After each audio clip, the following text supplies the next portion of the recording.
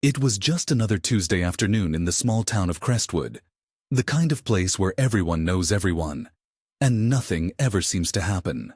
But on this particular day, something did happen. Something that would shake the community to its core and expose a truth no one was ready to face.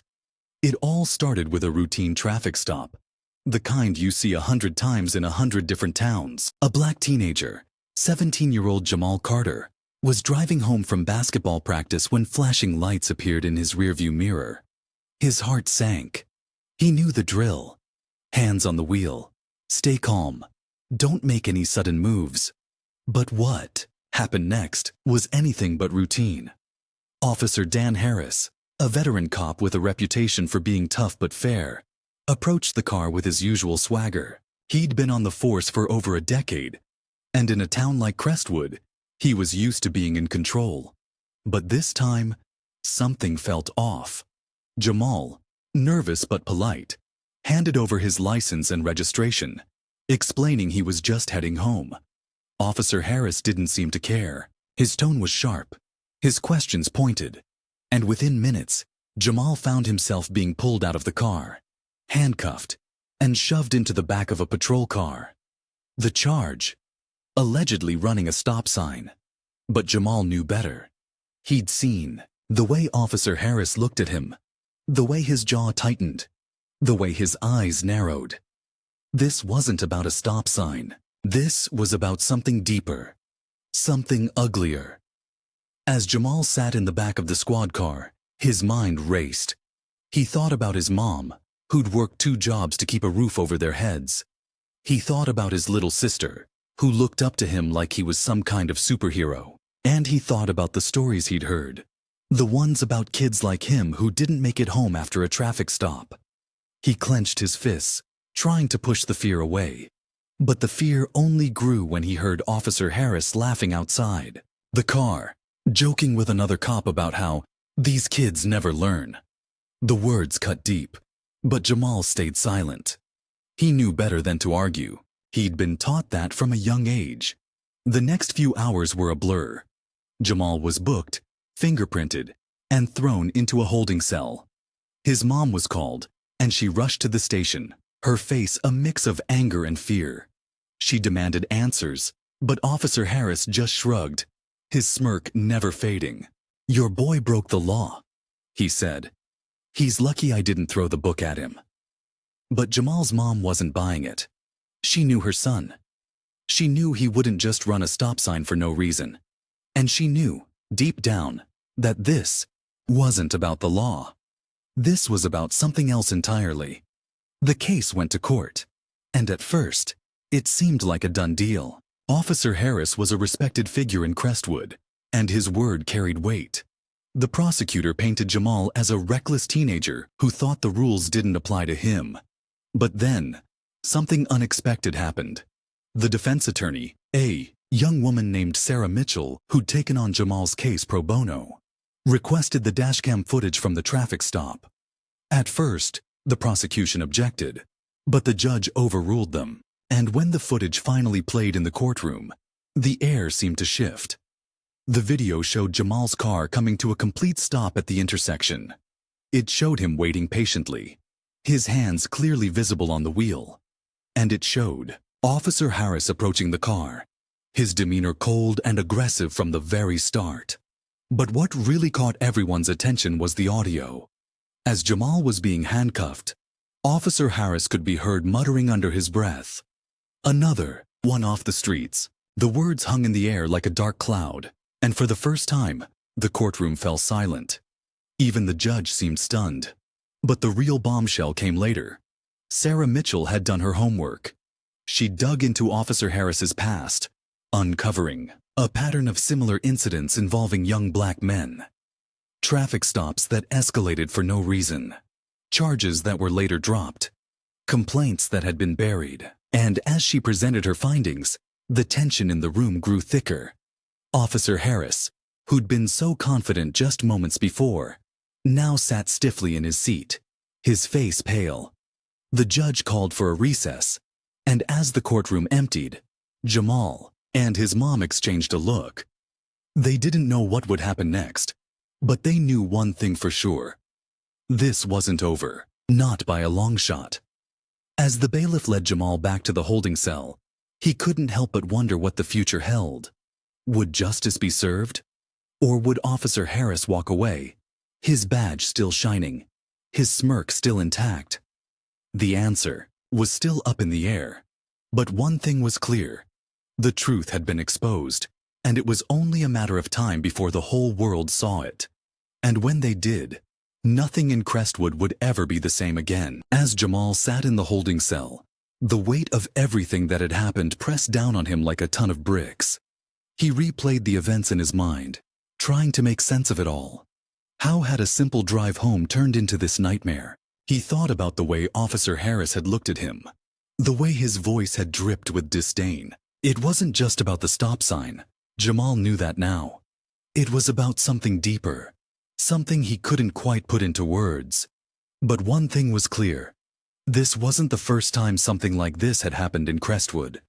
And if Sarah Mitchell had her way, it wouldn't be the last. Outside the courthouse, the town was buzzing.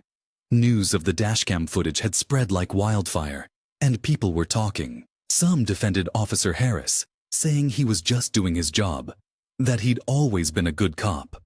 But others weren't so sure. They remembered the stories, the whispers, the young black men who'd been pulled over for no reason, who'd been treated like criminals for simply existing. And now, with the footage out in the open, those whispers were turning into shouts. Sarah Mitchell sat in her small office, surrounded by stacks of files and legal documents.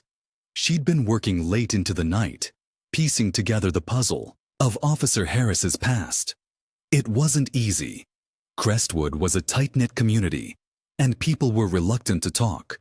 But Sarah was determined. She'd grown up in a town not unlike Crestwood, and she'd seen firsthand how power could be abused, how justice could be twisted. She wasn't about to let that happen to Jamal. As she sifted through the files, a pattern began to emerge.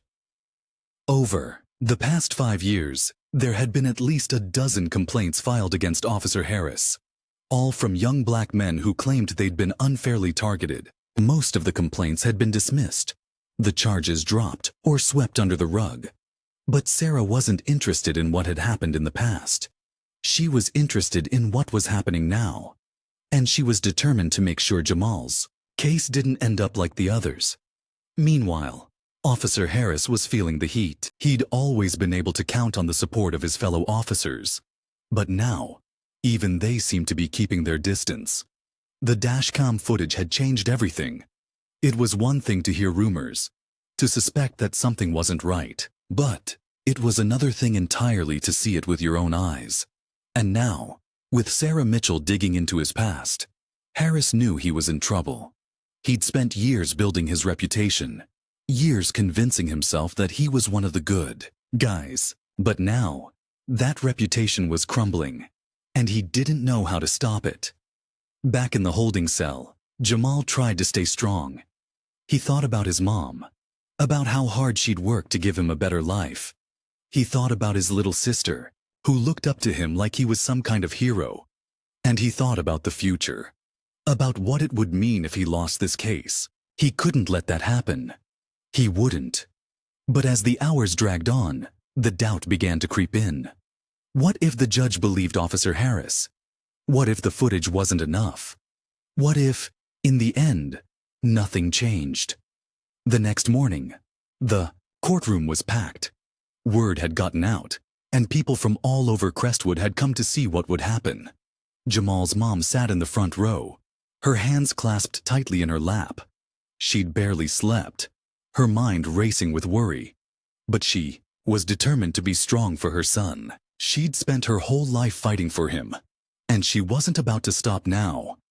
As the judge entered the room, the tension was palpable. Sarah Mitchell stood at the defense table, her notes spread out in front of her. She'd spent the night preparing, going over every detail, every angle. She knew this was her chance to make a difference, not just for Jamal, but for every young black man who'd ever been unfairly targeted. She took a deep breath and turned to face the judge. The prosecution started strong, painting Jamal as a reckless teenager who'd broken the law and was now trying to play the victim. But Sarah was ready.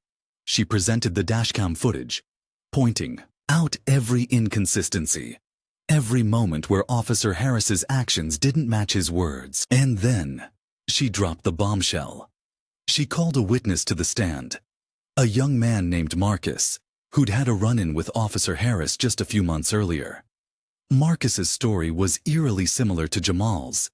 He'd been pulled over for a minor traffic violation, only to find himself handcuffed and thrown in the back of a squad car. Like Jamal, he'd been accused of resisting arrest, even though he'd done nothing wrong. And like Jamal, he'd been left feeling scared, angry, and powerless.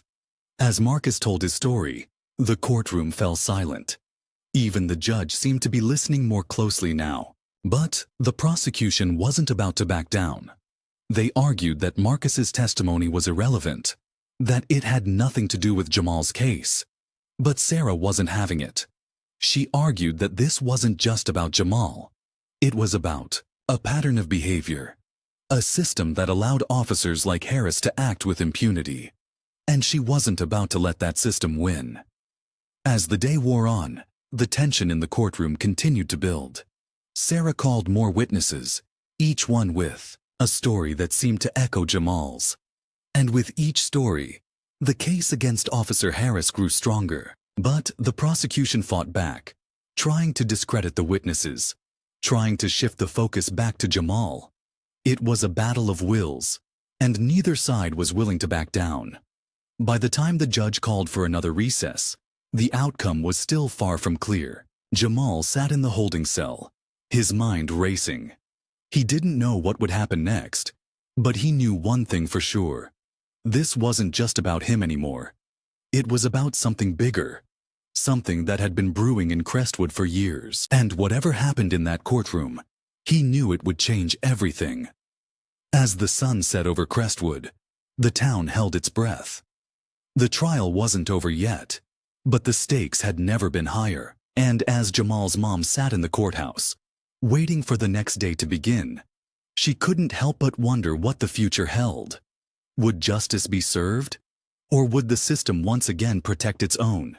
The answer was still out there, hanging in the balance. And as the night deepened, the tension only grew. As the trial entered its third day, the atmosphere in Crestwood grew heavier, like the air before a storm. The town was divided, with some rallying behind Officer Harris, convinced he was being unfairly targeted, while others stood firmly with Jamal, seeing his case as a long overdue reckoning. The courthouse became a battleground, not just for Jamal and Officer Harris, but for the soul of the community itself. And in the middle of it all was Sarah Mitchell, who was beginning to feel the weight of the case pressing down on her shoulders. She knew this wasn't just about proving Jamal's innocence. It was about exposing a system that had failed too many people for too long. Sarah spent the early hours of the morning reviewing her notes, her coffee growing cold as she pored over every detail. She had one more witness to call, someone she hoped would tip the scales in Jamal's favor. But she also knew the prosecution was preparing their counterattack. They'd already tried to discredit Marcus and the other witnesses, painting them as unreliable or biased. Sarah had to be ready for whatever they threw at her next. She glanced at the clock. In a few hours, the courtroom would be full again, and the fight would continue. Meanwhile, Officer Harris was growing increasingly uneasy. He'd always been able to rely on his badge, his reputation, and the loyalty of his fellow officers. But now, that loyalty was starting to crack. Some of his colleagues had begun to distance themselves, whispering behind his back, questioning his actions. Even his wife, who had always stood by him, was starting to ask questions. "Dan, what really happened that day?" She'd asked the night before, her voice trembling. Harris had brushed her off, insisting he'd done nothing wrong. But deep down, he wasn't so sure. The dashcam footage had shaken him, and the testimonies were making it harder to keep up the facade. He felt like he was standing on thin ice, and it was only a matter of time before it gave way. Back in the holding cell, Jamal was trying to stay strong, but the strain was starting to show. He'd barely slept, his mind racing with thoughts of what might happen if he lost the case. He thought about his future, about the basketball scholarship he'd been working toward, about the life he'd dreamed of building. All of it felt like it was slipping through his fingers. His mom had visited him the night before, her eyes red from crying, but she'd tried to stay strong for him. "We're not giving up," she'd said, gripping his hand. "No matter what happens, we're not giving up." Her words had given him a flicker of hope, but it was hard to hold on to. When the trial resumed, Sarah called her final witness to the stand, a former police officer named Greg Thompson, who had worked with Harris years ago. Thompson had left the force under mysterious circumstances, and Sarah had spent weeks tracking him down. As he took the stand, the tension in the room was palpable. Thompson was nervous, his hands shaking as he swore to tell the truth. But when Sarah began her questioning, his voice grew steadier. "Can you tell the court about your experience working with Officer Harris?" Sarah asked. Thompson hesitated, then took a deep breath. "Dan Harris was aggressive. He had a way of targeting certain people, especially young black men. I tried to report it once, but nothing ever came of it. They said there wasn't enough evidence, but I saw it. I saw the way he treated people, the way he talked about them when he thought no one was listening." The prosecution objected, arguing that Thompson's testimony was irrelevant and based on hearsay. But the judge allowed it, and Sarah pressed on. "Did you ever witness Officer Harris falsify reports or exaggerate charges?" Thompson nodded. "Yes, more than once. He'd make up reasons to pull people over, then escalate the situation so he could make an arrest. It was like he enjoyed it."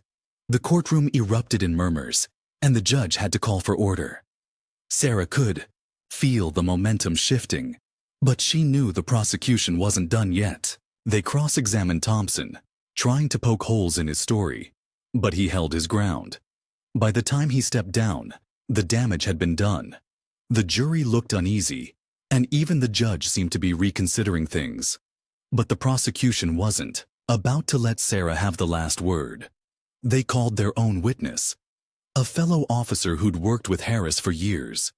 He painted a very different picture, describing Harris as a dedicated cop who'd always followed the rules. "Dan's one of the good guys," he said. "He's tough, yeah, but he's fair. This whole thing is just a misunderstanding." The conflicting testimonies left the jury confused, and the tension in the room grew thicker. Sarah knew she had to do something to tip the scales, but she wasn't sure what. She glanced at Jamal, who was sitting at the defense table, his face a mask of quiet determination. She couldn't let him down. She wouldn't. As the day drew to a close, the judge announced that closing arguments would begin the next morning. The trial was nearing its end, but the outcome was still far from certain. Jamal's mom sat in the front row, her hands clasped tightly in prayer. Officer Harris sat stiffly at the prosecution table, his face unreadable. And Sarah Mitchell stood at the defense table, her mind racing as she tried to figure out her next move. Outside the courthouse, the town was buzzing with speculation. People were taking sides, arguing in the streets, posting on social media. The case had become bigger than anyone had anticipated, and the whole world seemed to be watching. But for Jamal, it wasn't about the town or the headlines. It was about his life, his future, and the truth. And as he sat in the holding cell that night, staring at the ceiling, he couldn't help but wonder what the next day would bring. Would justice finally be served? Or would the system once again protect its own? The answer was still out there, hanging in the balance. And as the night deepened, the tension only grew.